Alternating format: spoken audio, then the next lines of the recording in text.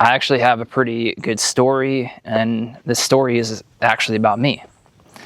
About almost 10 years ago, in 2017, I didn't decide. My wife said, hey, let's move down to Florida, let's start over, let's get new careers. So we did, and to be honest with you, up until this point, the only thing that I really had for experience was maybe working like manufacturing jobs. I worked on a hog farm. I did fast food, pretty much everything that you can that's not a corporate job. So when I came to Jacksonville, I started off selling insurance. I made it maybe 1 month when I started selling insurance. And the only reason why I even made it that far is because the first month and a half or two, you get like a pot of money where you are 1099, but they pay you a certain amount. And you don't tap into that bank if you make sales. So that was kind of the beginnings of my journey in Jacksonville. And then from there, I quit the life insurance job, and the hurricane came through in Jacksonville right around that time, so I just got kind of like an in-between job cutting down trees. Again, just trying to make way. So right around this time, it was open enrollment, of course, and this staffing agency reached out to me and said, hey, we see that you have a license. I think that you'd be a good fit for this role. So I start my job doing health insurance. It was a lot easier because this time I was actually getting inbound calls, and I ended up being one of the top salespeople at the time. So I'm not sure if you know, but open enrollment is a very small window of time. You don't sell health insurance year-round unless it's like your career, because most people show up for open enrollment and then they go on. Some people even do it for like part-time things. So I bring this up because it's this staffing agency that started what I would say how I learned what it means to be a leader.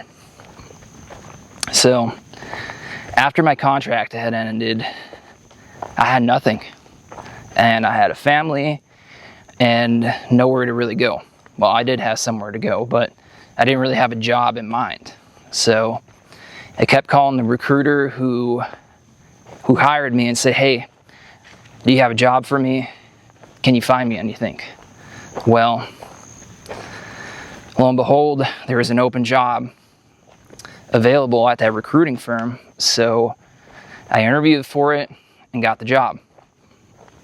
Now, here's the part that changed my mind about what it means to be a leader. I came from South Dakota. I didn't have any work clothes, any work shirts, any work pants, nothing like that. So what does he do for me? He buys me an entire week's wardrobe of clothes to wear to work every day so that I can be presentable and interview individuals at work. It ended up working out pretty good, and I'll be honest with you, I was an okay recruiter. I wasn't a great recruiter. I think part of that too was I was recruiting for very high turnover jobs, call center jobs, and it's brutal. I think you end up maybe like hiring 1 or 2 out of like 100 people that you call, and after the 100 that you call, half of them make it to the second stage, half of those make it to the next stage, and maybe like a handful of them make it to the actual job. It's a volatile environment, doesn't pay much, so I can understand why.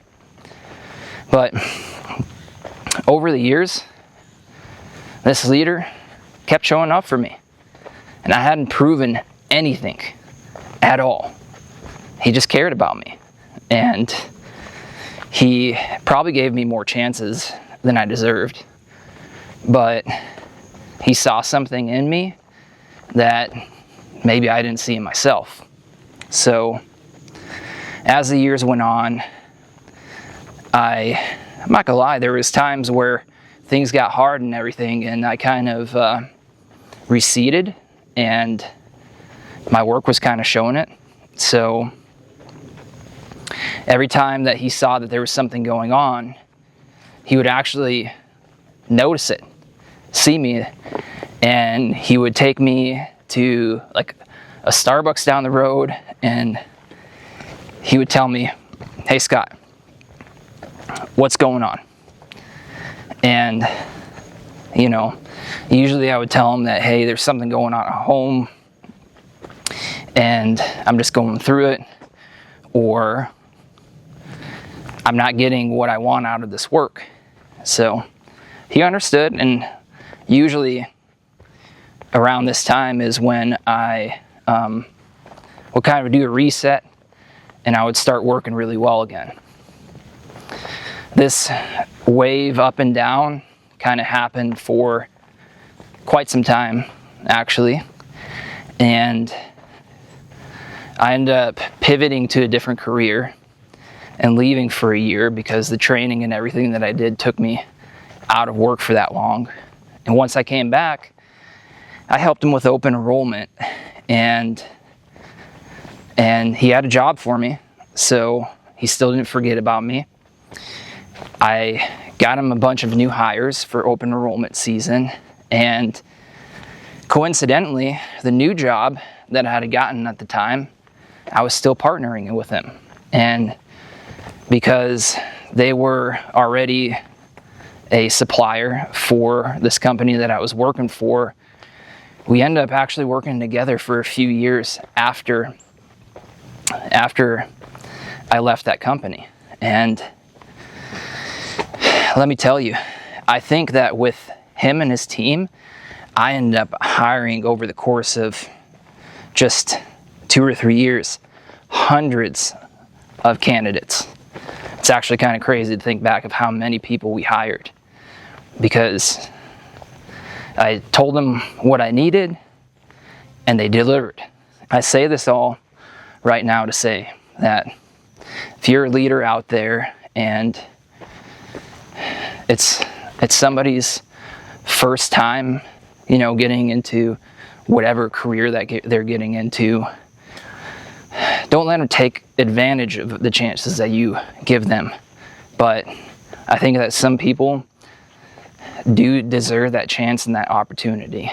And I think that it means a lot more to somebody to see something in them that they don't see in themselves.